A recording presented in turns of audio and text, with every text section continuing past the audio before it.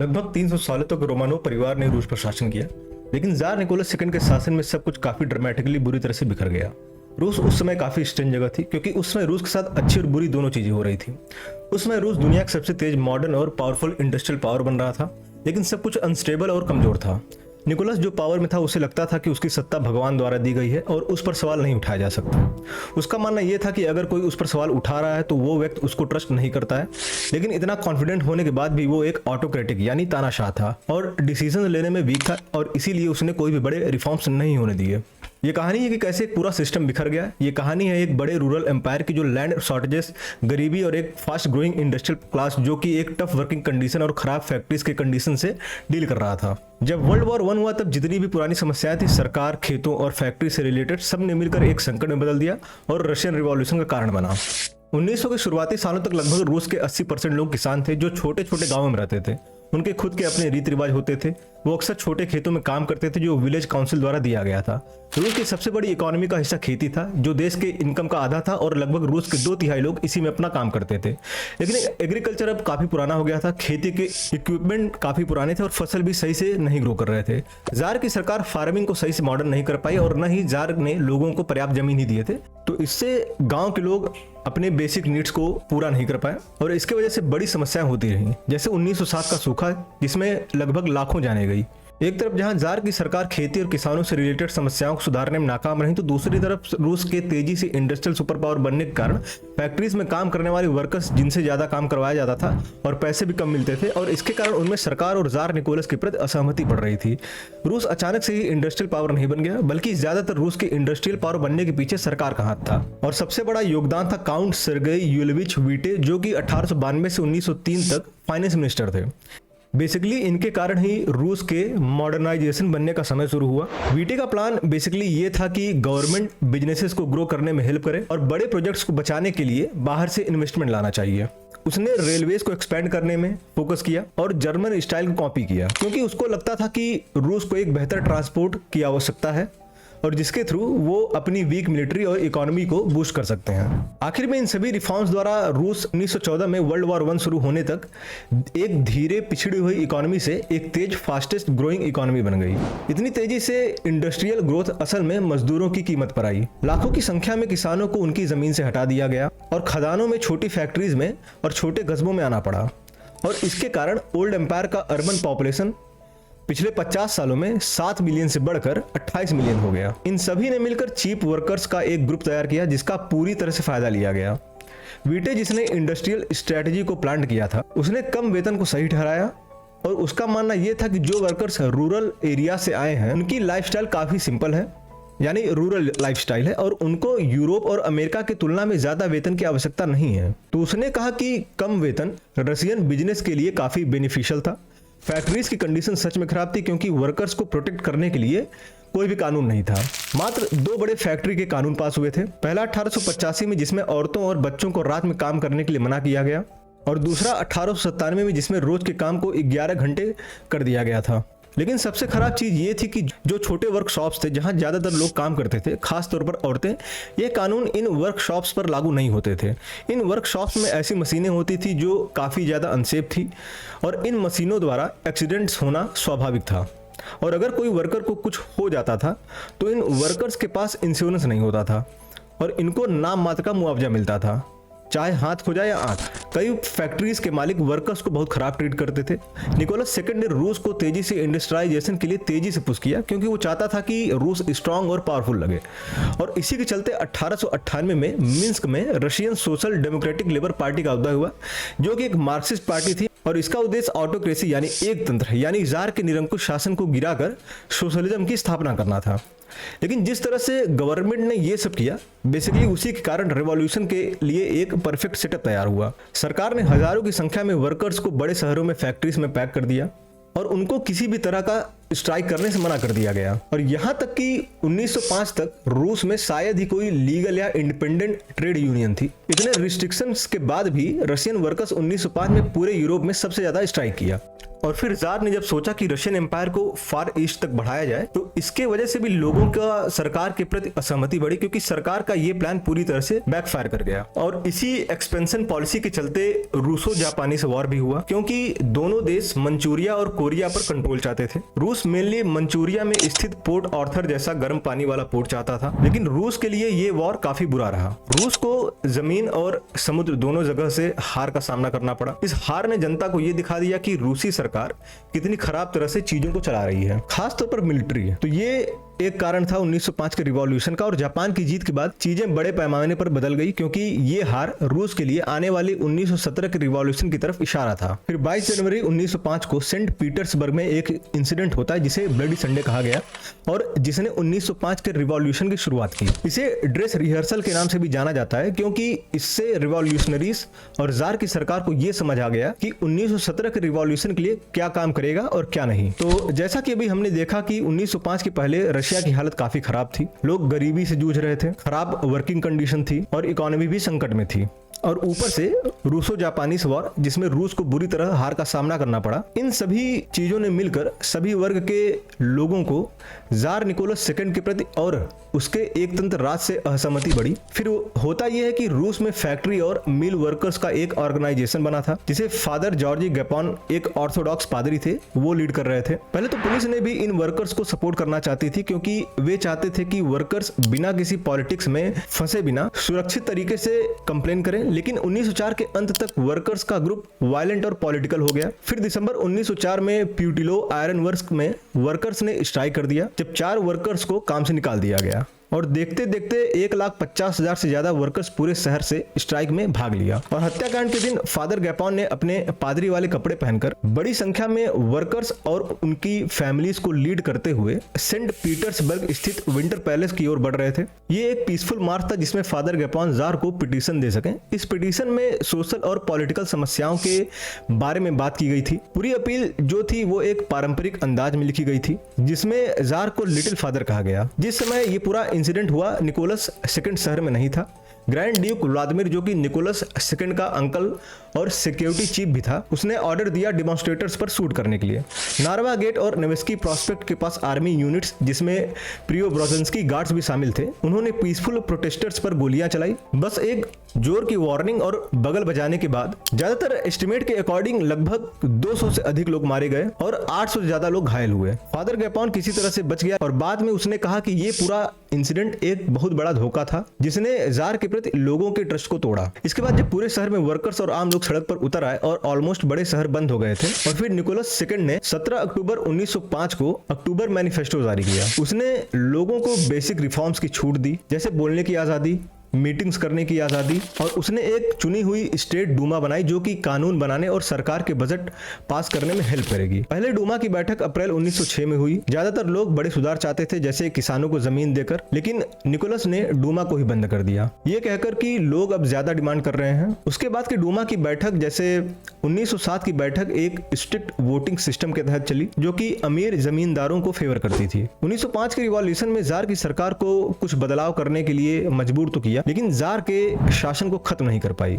और फिर इन सब इंसिडेंट्स के बाद रशिया इंटर करता है वर्ल्ड वॉर 1 में। वर्ल्ड वॉर 1 ने बेसिकली पहले से ही कमजोर जार की सरकार को उसके अंत में ला दिया। उनका सप्लाई सिस्टम पूरी तरह से टूट गया, जिससे शहरों में खाने की कमी हो गई, लोग भूखे मरने लगे, और इन सब ने मिलकर देश में एक राजनीतिक क्रांति ला दी। वर्ल्ड वॉर 1 के समय जार की सरकार का खर्चा बहुत बढ़ गया था। उन्होंने शुरुआत में एक बेवकूफी वाला कदम उठाया, जब जार की सरकार ने अल्कोहल के बिजनेस को बंद कर दिया, जिससे काफी ज्यादा पैसे आते थे और इससे उनके बजट को काफी ज्यादा नुकसान हुआ। कभी न खत्म होने वाले वॉर के खर्चे को पूरा करने के लिए फाइनेंस मिनिस्टर ने हर चीज ट्राई किया, जैसे नए तरह के टैक्सेस, बाहरी देशों और देश के अंदर से लोन्स लेना, और उनमें से सबसे ज्यादा तो नोट छापना। लेकिन इन सभी ने मिलकर चीजों को और खराब कर दिया। हर चीज के दाम बढ़ते गए, खासकर इसलिए कि खानों के दाम पर कंट्रोल था और रशिया जर्मन के हाथों अपने कुछ जमीन भी गंवा चुका था। और जैसे ही रूबल के दाम गिरे तो बेसिक चीजें चीजें जैसे केरोसिन, जूते, कपड़े और यहाँ तक खाने वाले सामान भी महंगे हो गए। लोगों का गुस्सा बढ़ चुका था। चीजों की कमी और बढ़ते दामों की वजह से लोगों ने प्रोटेस्ट और दंगे किए। जब सरकार ने अधिक मात्रा में आदमियों को आर्मी में लिया, तब इससे फूड प्रोडक्शन पूरी तरह से खराब हो गया, क्योंकि 84 से 88% सैनिक किसान थे जो खेती करते थे, और जब उनको आर्मी में भर्ती किया गया तब खेती करने के लिए ज्यादा लोग नहीं बचे।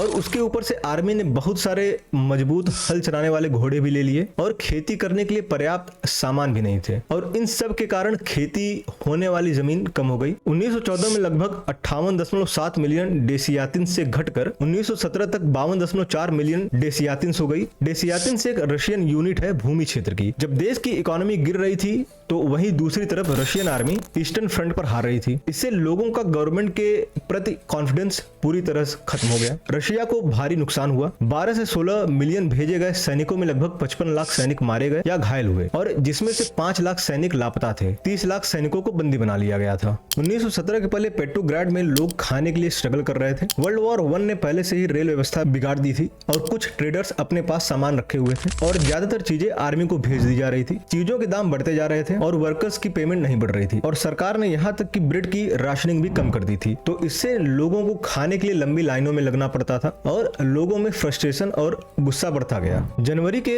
अंत तक एग्रीकल्चर मिनिस्टर अलेक्जेंडर रितिख ने बेकरी वालों को मिलने वाले आटे की मात्रा को घटाकर 35,000 पूड कर दिया। पूड एक रशियन वेट का यूनिट है, तो इसके कारण सबको 1 पाउंड रोज का ब्रेड यानी 409 ग्राम मिलता था। क्योंकि राशनिंग की कोई सही प्रणाली नहीं थी, तो इसके कारण जो भी खाने की चीज बचती थी उसको सही से बांटा नहीं जाता था। सबसे ज्यादा वर्किंग क्लास को परेशानी हुई। लोगों को सुबह खाने के लिए रात भर लाइन में लगकर ब्रेड लेना पड़ता था। अफवाह ये फैल गई कि सरकार फिर से राशनिंग स्टार्ट कर सकती है, और इससे लोगों में पैनिक फैल गया, क्योंकि पहले ही फरवरी में एक बार राशनिंग हो चुकी थी। थोड़े समय के लिए आटे की राशनिंग को बढ़ाया गया, जिससे लोग थोड़े शांत हुए। लेकिन 18 फरवरी को एक बार फिर से सरकार ने आटे की सप्लाई को कम कर दिया, और इन्हीं सब के चलते लोगों का खाने को लेकर रोज का स्ट्रगल ही लोगों को रिवॉल्यूशन के लिए मजबूर किया। 23 फरवरी 1917 को फरवरी का रिवॉल्यूशन शुरू हुआ, और उस दिन 8 मार्च को इंटरनेशनल विमेंस डे था, अगर मॉडर्न कैलेंडर के हिसाब से देखा जाए तो, क्योंकि रसिया में उस समय जूलियन कैलेंडर फॉलो किया जाता था, और जूलियन कैलेंडर ग्रेगोरियन कैलेंडर से 13 दिन पीछे चलता है। तो उसके वजह से ये रिवॉल्यूशन अगर रियल कैलेंडर की डेट से देखा जाए तो 8 मार्च 1917 को शुरू हुआ, जब औरतें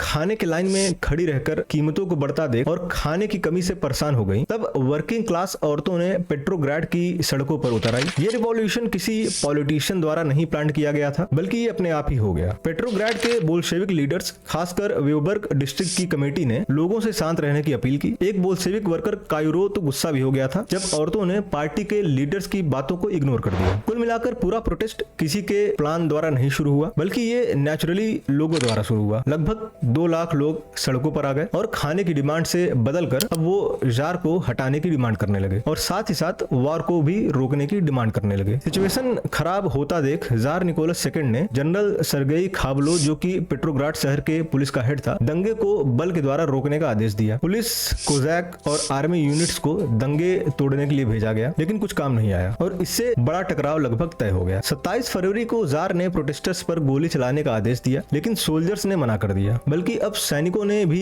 प्रोटेस्टर्स के साथ मिलकर जार के खिलाफ हो गए। सेना की मुख्य टुकड़ियां जनता की तरफ हो गई। इसकी शुरुआत हुई वॉलेंस्की रेजिमेंट से, जब उन्होंने अपने कमांडिंग ऑफिसर को मार दिया और प्रोटेस्टर्स के साथ मिल गए। और फिर बहुत जल्द ही और भी फेमस इंपीरियल गार्ड्स जैसे सेम्योनोवस्की, मोस्कोवस्की और इस्माइलोवस्की रेजिमेंट्स ने भी यही किया। मात्र 2 दिनों में 67,700 सिपाहियों ने या तो साइड बदल लिया या तो शहर छोड़कर भाग गए, और ये जार की सरकार का अंत था। सैनिक जिनका काम था जार की सरकार को प्रोटेक्ट करना, अब यही सैनिक प्रदर्शनकारियों की तरफ हो गए। तब जार की सरकार को बचाने के लिए कोई नहीं था। ये सिर्फ एक बड़ा प्रोटेस्ट ही नहीं था, बल्कि इसने जार की सरकार को पूरी तरह से पावर में रहने से खत्म कर दिया। जब सैनिकों ने लोगों पर गोली चलाने से मना कर दिया, तब ये प्रोटेस्ट एक आर्म रेबेलियन में बदल गया, और आर्मी के जाने से जार के पास कोई ताकत नहीं बची। निकोलस सेकंड पेट्रोग्राड वापस जाना चाहता था, लेकिन वर्कर्स और सोल्जर्स ने ट्रेन ट्रैक्स को अपने कंट्रोल में ले रखा था, जिसकी वजह से निकोलस को अपनी ट्रेन रोकनी पड़ी। आर्मी के कमांडर अलेक्जेंडर और डूमा के नेताओं ने जार को गद्दी छोड़ने के लिए काफी दबाव डाला। उसके बाद 2 मार्च 1917 को निकोलस ने पस्कोव शहर में अपनी गद्दी छोड़ने का ऐलान किया। उसने अपने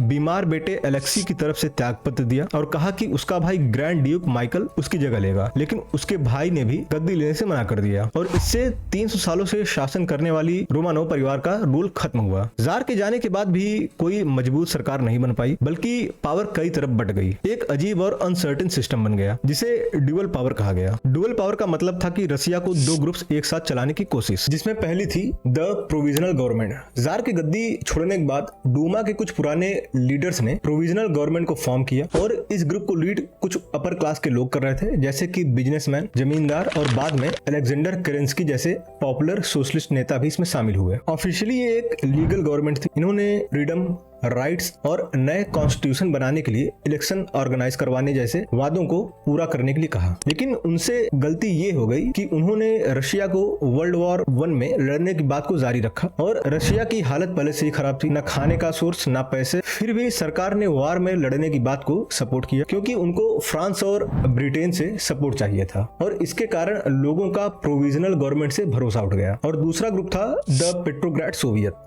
ये मार्च 1917 को जब रिवॉल्यूशन हो रहा था तब फॉर्म हुई थी। लगभग 3000 लोग इस ग्रुप के मेंबर्स बन गए, जिसमें से ज्यादातर सोल्जर्स थे। ज्यादातर इस ग्रुप के मेंबर्स सोशलिस्ट आइडियोलॉजी के थे, खासकर मेंशेविक्स और सोशलिस्ट रिवॉल्यूशनरीज, जो कि उस समय के मॉडरेट सोशलिस्ट थे। भले ही पेट्रोग्राड सोवियत एक ऑफिशियल सरकार नहीं थी, उसके बाद भी असली कंट्रोल इनके पास था। वर्कर्स, किसान और पेट्रोग्राड के सिपाही प्रोविजनल गवर्नमेंट से ज्यादा पेट्रोग्राड सोवियत पर भरोसा करते थे। इसकी जो एग्जीक्यूटिव कमेटी थी, जिसको कोम कहते थे, वो मेन डिसीजंस लिया करती थी। डुअल पावर के बीच मतभेद तब हुआ जब प्रोविजनल गवर्नमेंट पूरी तरह से आर्मी को अपने कंट्रोल में कर रखा था और अब आर्मी भी प्रोविजनल गवर्नमेंट की बात ना सुनकर पेट्रोग्राड सोवियत की बात सुन रही थी और इसका फायदा उठाकर पेट्रोग्राड सोवियत ने ऑर्डर नंबर 1 रिलीज किया, जिसमें यह कहा गया कि अब आर्मी सोवियत की बात को मानेगी और प्रोविजनल सरकार की बात तभी मानेगी जब अगर उसके आदेश सोवियत से क्लैश ना करें। फिर जून 1917 में प्रोविजनल गवर्नमेंट ने ऑस्ट्रिया के खिलाफ एक बड़ा अटैक किया, लेकिन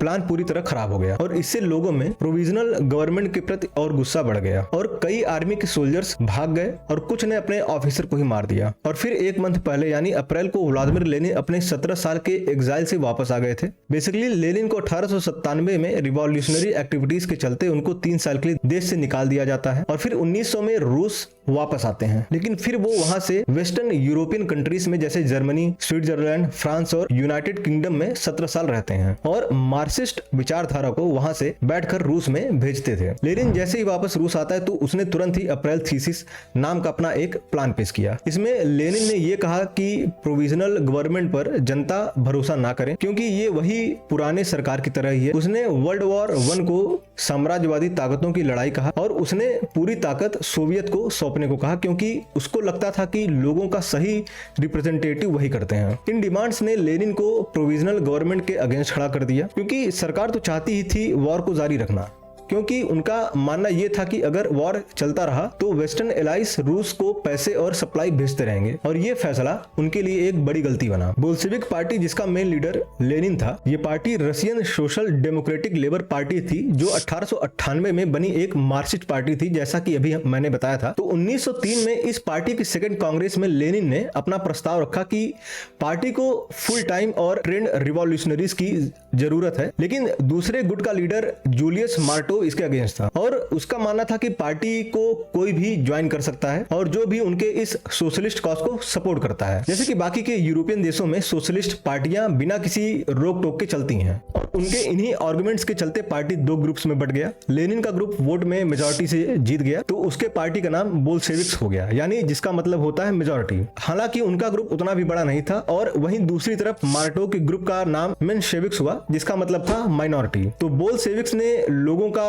सपोर्ट जीता क्योंकि लेनिन कॉम्प्लिकेटेड मार्क्सिस्ट आइडियाज को बहुत ही आसानी से लोगों को इंटरप्रेट करता था और साथ ही साथ देश की समस्याओं को हल करने का भी वादा किया। फिर बोल्शेविक ने 25 अक्टूबर 1917 यानी 7 नवंबर को रिवॉल्ट कर दिया, जिसे अक्टूबर की क्रांति कहा जाता है और यही मेन रिवॉल्यूशन है। उन्होंने सबसे पहले मिलिट्री रिवॉल्यूशनरी कमेटी को कंट्रोल में ले लिया, जिसको लियो ट्रॉट्स्की लीड कर रहा था। ये कमेटी बोल्शेविक्स का हेडक्वार्टर बन गया। उन्होंने बिना चोरी छुपे ओपनली पेट्रोग्राड के इंपॉर्टेंट स्पॉट्स को कब्जा करने लगे। केरेंस्की जो प्रोविजनल गवर्नमेंट का हेड था उसको पता था कि कुछ होने वाला है, लेकिन वो रोक नहीं सका और साथ ही साथ बोल्शेविक्स ने अपने कुछ प्लान्स को न्यूज़पेपर्स में भी प्रिंट करवा दिए थे। अक्टूबर 24 को केरेंस्की ने बोल्शेविक्स प्रिंटिंग प्रेस बंद करवा दिया, लेकिन बोल्शेविक्स ने इसका जवाब एक फुल काउंटर रिवॉल्यूशन के रूप में दिया। 24 अक्टूबर से रेड गार्ड्स यानी बोल्शेविक्स और सैनिकों ने शहर के अहम स्थानों को कब्जा करना स्टार्ट कर दिया। फिर 25 से 26 अक्टूबर के बीच विंटर पैलेस पर चढ़ाई कर दी और फाइनली प्रोविजनल गवर्नमेंट यानी केरेंस्की की सरकार को गिरा दिया। जैसे ही प्रोविजनल गवर्नमेंट गिरी, बोल्शेविक्स ने अपनी खुद की सरकार बनाई और एक काउंसिल ऑफ पीपल्स कमिसार्स नाम की काउंसिल बनाई और लेनिन उसका मेन लीडर बना। ट्रोट्स्की ने फॉरेन अफेयर्स को संभाला और जोसेफ स्टालिन ने नेशनैलिटीज का काम संभाला। 1918 के शुरू में उन्होंने पार्टी का नाम बदलकर कम्युनिस्ट पार्टी रख लिया। क्रिटिक्स का कहना यह था कि अक्टूबर रिवॉल्यूशन कोई बड़ा हीरो वाला कदम नहीं था, क्योंकि इसने रूस के लोकतांत्रिक देश बनने के रास्ते को पूरी तरह बंद कर दिया था।